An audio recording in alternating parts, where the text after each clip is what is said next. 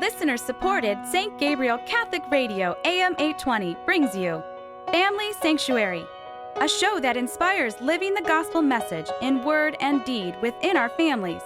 And now, Family Sanctuary with host Peggy Hartshorn. Welcome to the Family Sanctuary, focusing on life-giving relationships and the family. I'm your host, Peggy Hartshorn, chairman of Heartbeat International, that advances life-affirming pregnancy help around the world. And today, our program is called Hope in Grief. And it is a hopeful program. We're going to be focusing on the story of our guest today, Michelle Slawinski. Welcome, Michelle. Thank you, Peggy. Thanks for having me. You're very welcome. It's beautiful to have you again. We also have another program in our archives with Michelle. But Michelle and her husband, Rick, are members of St. Paul's Parish. They have 3 young children. And it's a beautiful, happy, wonderful time in your life, which you shared with us a little bit on our previous program. But we're going to be focusing today on an event in your life years and years ago that God has used that event and the grieving that resulted from that event to really bring about a tremendous amount of good, and particularly in the last little bit of your life. God's even opened up more avenues for healing and helped you process and understand the value of grieving in really helping us through these times of sorrow and providing the hope that we need. So it's a beautiful, life-giving story. And Michelle, welcome to our program. Yes, thank you again, Peggy, for having me. And tell us about this event that happened about 20 years ago in your family that was kind of your first taste of grief. You were a freshman in high school, I believe, right? Yes, I didn't know grief was a word. Right. Yeah, your life had been a happy life up to that point. Yeah, there was nothing dramatic, no loss in the family. But sure, I had lost grandparents as a young kid. And we did the funerals. I mean, I was in kindergarten when I had grandparents on both sides. Sorrow, but so it was very different. Different. Tell us what happened in your life when you were a high school freshman. That was this really intense experience of grief. So I was a freshman in high school, and in my family there are 6 children. My youngest brother is 3, and our family, cousins, we all live very near to each other, and my older cousin, she also had a 3-year-old son, and it was Mother's Day weekend 20 years ago. So this is early 2000s, and the story is that my cousin and her family.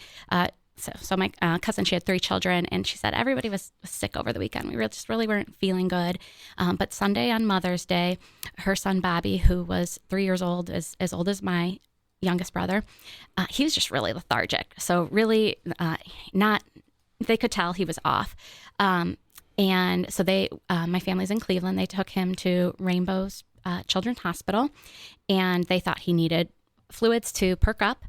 And so they were there Sunday afternoon, and through that process, they admitted Bobby, and they said his name was Bobby. So 3-year-old Bobby was admitted to the ICU, and the story from my cousin Christy is still that they wanted to keep Bobby overnight just to make sure everything was okay. And Christy and then her husband Mark are just. They're saying, okay, they're listening to the doctors.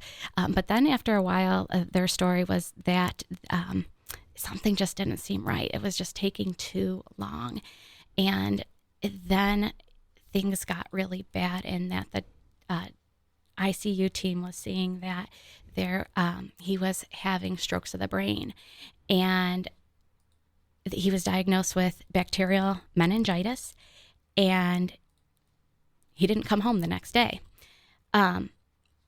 Me as a high schooler, I am home sleeping while so many of my family members are going to the hospital and they are praying the rosary. It's a hard time for my family. But what I knew is that I'm going off to high school, and my mom says something along the lines of either Bobby had died and he actually hadn't passed away so then now Sunday night became Monday morning, and I'm just going off to school, and you knew something was bad, yes. but you weren't sure what it was, yes. what had happened, yes, or if it had happened yet. But it hit me hard.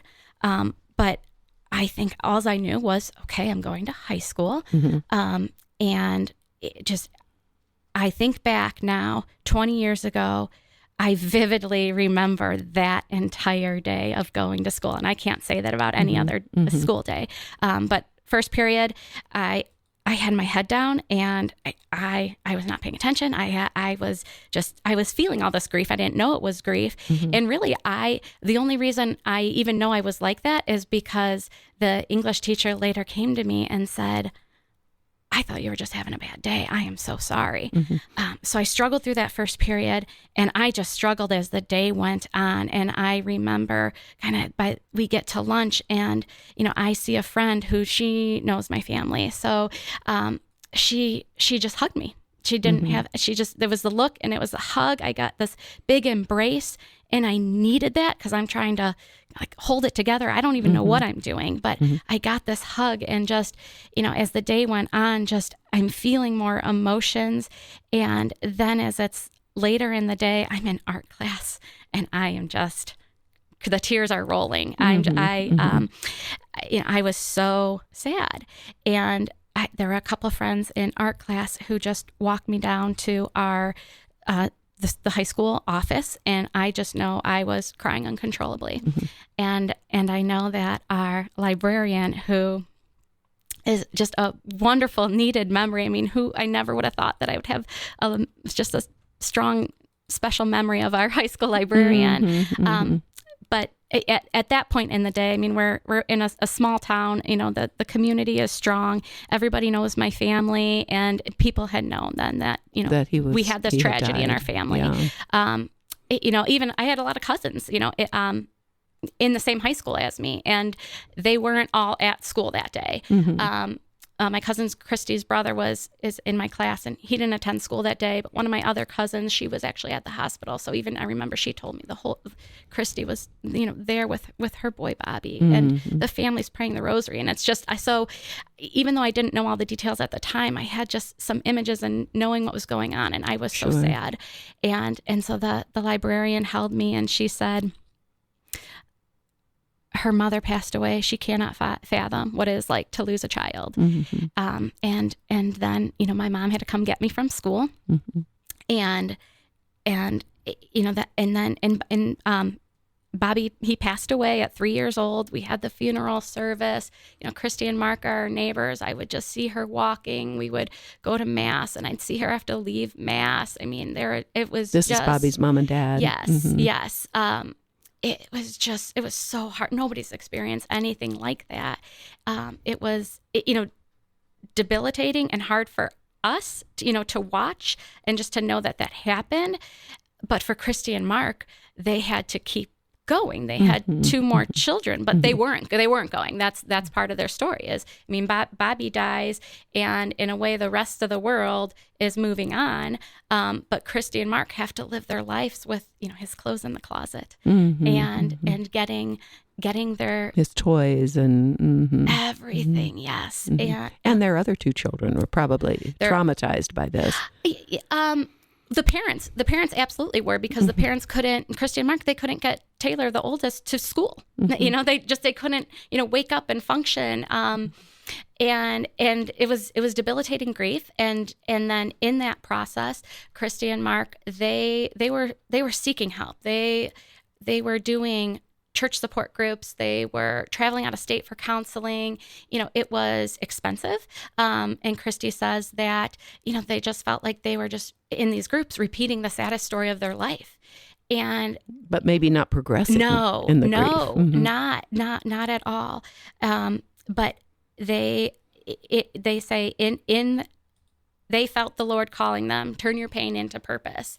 And so, in that pain, Christy called Mark one day and she said, we need a home. We need a place for grievers.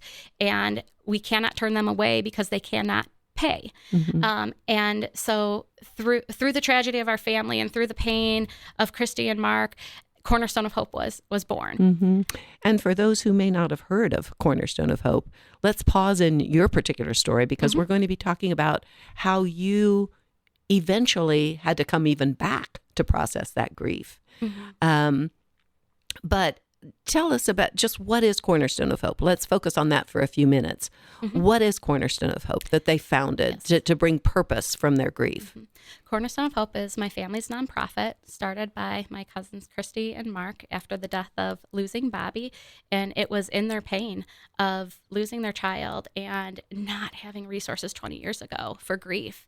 So they realized that resources must be more available to people because they had such a hard time finding it, and it was so expensive. They had to travel out of state. This is what you're saying? Yes. Okay. So with Cornerstone of Hope, they brought licensed professionals who were trained, in grief, so they could offer individual and group grief counseling. And then this was 20 years ago, so the basis would be the individual and group grief counseling, but it has transformed into memorial events every season, to kids camps. We'll talk about that a little bit later too. So it started small, as many nonprofits do. One of the things that I was thinking as I heard your story earlier was how many nonprofits I'm aware of, and people who work in nonprofits and volunteer in nonprofits, that particular nonprofit or that mission is important to them because God has given them some experience, allowed them to have an experience that calls them into that ministry. As you know, my husband and I have been involved in pro-life ministry almost since we got married. Yeah, so wonderful. And so many people who are called into that have an experience with us. It was more of a shockwave. When we were growing up, everybody was welcoming children. We had friends that had 6, 8, 10, 12, 14 children. We loved babies. Everyone welcomed. We thought we lived in a culture that welcomed every child. And with the shock of Roe v. Wade, we realized that wasn't the case. It was a shock for us that called us into the movement. Then we realized that we ourselves had an infertility problem. We ended up housing pregnant moms. We ended up getting involved in an adoption and adopted 2 infants whose mothers could have had abortions. So God used all those experiences to really put a call on our lives for pro-life. And I've seen that with so many other missions that people have devoted themselves to, that God really has given them an experience in the past that brings them into this beautiful work that they can walk with others. He comes to the broken. He comes to the broken, and he gives the broken a hope for themselves, a hope, a divine hope, a hope that maybe surpasses all understanding, a faith, as we know, that can surpass all understanding, and calls them into making themselves available, for those who may have similar experiences. So it's beautiful to see how God did that, of course, as well, with this beautiful ministry, Cornerstone of Hope. Our guest today, let me reintroduce our guest, is Michelle Slawinski. She and her husband, Rick, are members of St. Paul's Parish. And Michelle herself went through an experience of great loss with the loss of your little cousin, Bobby, when he was only 3, and part of your very tight-knit family network. And Bobby's parents, as a result of that loss, God inspired them and provided them that vision and the help needed. We always say God doesn't call the equipped, he equips the called. Oh, I love that. He called them and equipped them, and those who surrounded them, like you and other family members at first particularly, to found Cornerstone of Hope, to really provide that kind of support for people during the grieving process. Yes. And we'll give a contact information here. We'll do it at the end of the program too for Cornerstone of Hope. cornerstoneofhope.org. If anyone listening needs that support right now, or you know someone who does, cornerstoneofhope.org. Also, they have a phone number, 614-824-4285. And even one of the counselors there has, or contacts there, has Yes. given her specific personal email. Yes. Jenna, Jenna, at cornerstoneofhope.org. So let's get back to your personal story, Michelle. What happened? Now, as you told me, you didn't formally process that grief. You did process it, but you didn't have any particular help and support at that particular point for your own grieving. No, I never would have thought I needed it, because Mark and Christy needed it more, and their children and my cousins. So it was, I let it be their story. Sure. But then as Cornerstone of Hope grew, because of all the support of family and friends, but also there was the need. The need was there. 20 years ago, grief therapy wasn't really a thing. Right. So there was such a great need, so that the charity grew. And they started in Cleveland, right? They started in Cleveland, which was your home. And Yes. then now it's in Columbus. Yes, it is. And it's also in Lima. So the Cleveland location is home base, and we have a branch in Columbus and then also in Lima. So in Columbus, it's been here for about 10 years. And since I was one of the only family members in Columbus, Christy and Mark asked me to be involved, and I said absolutely. So you've been on the board I have, of the local nonprofit for about 10 years, just as long as it's been in Columbus. And so for the last 10 years, I've been participating and going to meetings and attending events and experiencing some of the process, of course. Yes. Not for yourself personally yet. Yeah. Over the last 10 years, I showed up because I was a board member, and it's an obligation. Sure. And I still called it Mark and Christy's charity. I didn't even embrace it, that it was our families. But just over the years, I'm like, this isn't just because of Mark and Christy. This Mark and Christy founded this, but it is our family. And it's you. You experienced, God allowed you that really intense. I was impressed when you said you don't remember any other day in your high school experience except that you remember that whole day. Yes, I do. God really impressed, and how much you gained from that librarian who hugged you and shared her experience. Having another person that can walk with you. She was your first example, really, of a person who could walk with you in that grief. Well, tell us then what's happened recently, because you now have experienced another big loss. Yes. My beloved brother-in-law, he was awesome. It was Tuesday before Thanksgiving, so just the end of last year, that he lost his 12-year battle to metastasized kidney cancer. And he was as good as they come. This is your husband's brother? So it's not my husband's brother, but it was Joe that passed away, and he married my husband's sister. Oh, your husband's sister. He was, my husband was in Joe and Katie's wedding. Katie's Rick's sister. So Rick was in their wedding. Joe was in our wedding.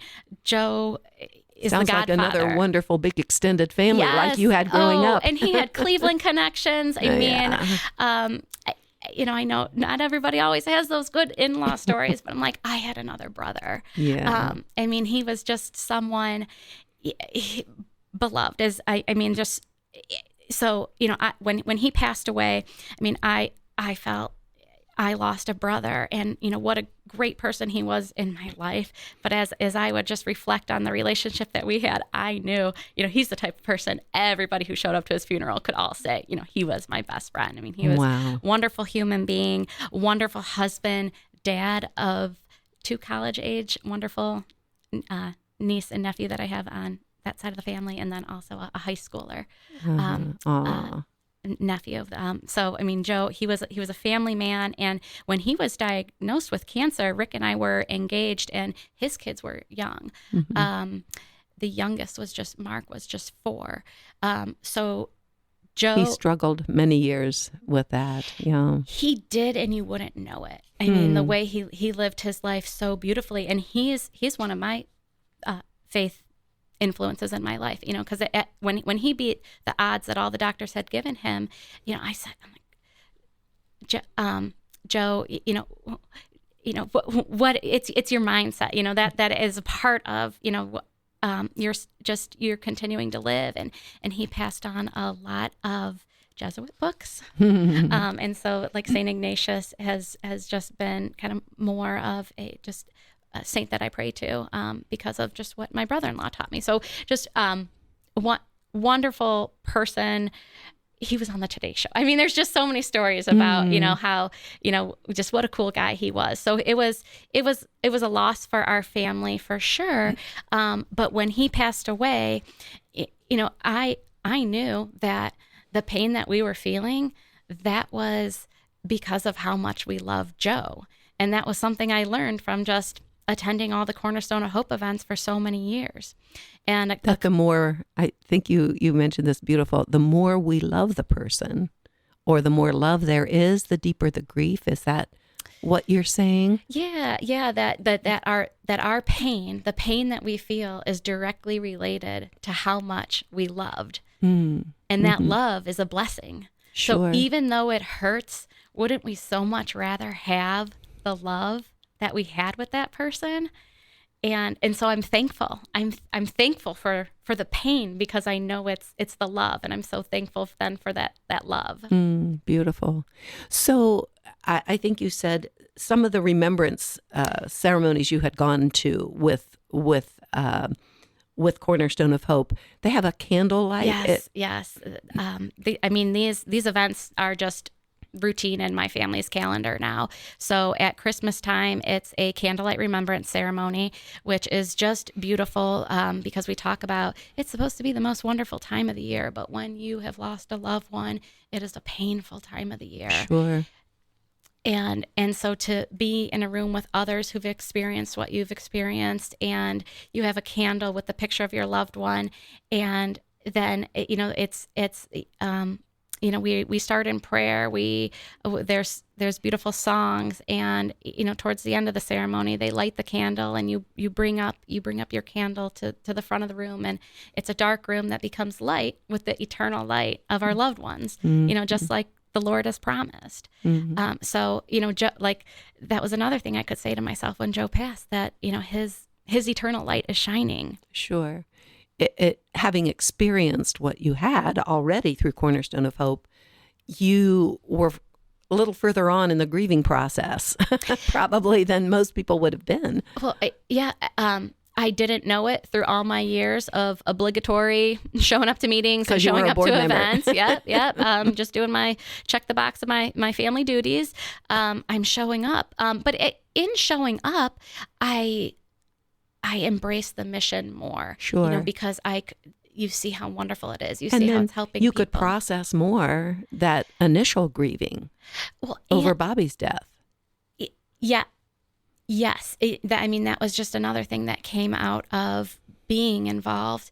But so many good things have come out of this, because I'm learning about grief, and I'm learning about, what a struggle it is, and how we need the Lord when we are so knocked down. And so when there was a loss of a friend, or somebody that maybe wasn't as close to me, but close to someone I knew, I could get them a candle at the candlelight ceremony, or wonderful. At our butterfly release. So kind of our summer version is we release butterflies in remembrance of loved ones, and we talk about how our loved ones are transformed into a more beautiful being when they're with the Lord, just like the butterfly.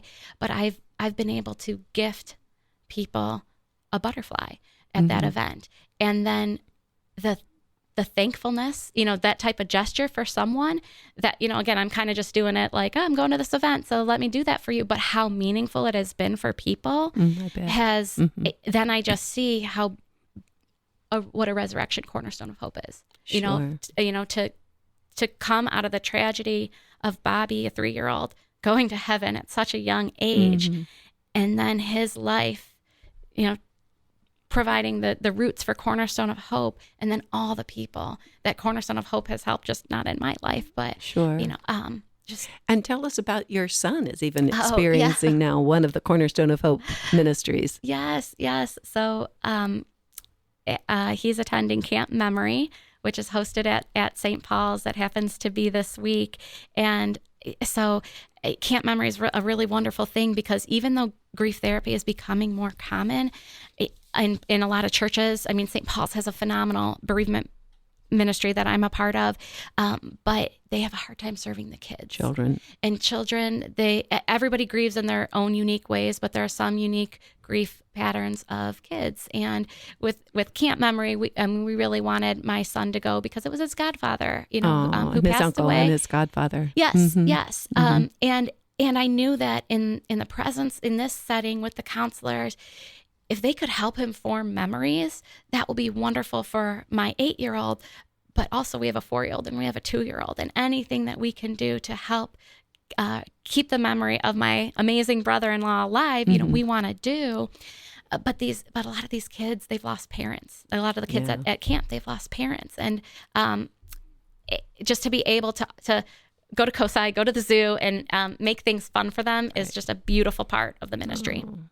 What a beautiful story. And starting with your 3-year-old cousin, ending with your 8-year-old son. Actually, and my 2-year-old is named Robert, so he shares the name with isn't Bobby. That beautiful? Wow. Well, thank you so much for telling your story, Michelle. And we'll give again the Cornerstone of Hope contact information, cornerstoneofhope.org, phone number 614-824-4285. And again, you are listening to The Family Sanctuary. I'm your host, Peggy Hartshorn. To find this beautiful program on hope in grief and other programs from Family Sanctuary, go to stgabrielradio.com, choose podcasts, and then The Family Sanctuary. Family Sanctuary is broadcast at 4 o'clock on Saturdays and 2 o'clock on Sundays right here on St. Gabriel Catholic Radio. So please join us again to strengthen our families and make them sanctuaries of life as God intends. Family Sanctuary is a production of listener-supported St. Gabriel Catholic Radio, AM 820. Archives of Family Sanctuary with Peggy Hartshorn are available at stgabrielradio.com.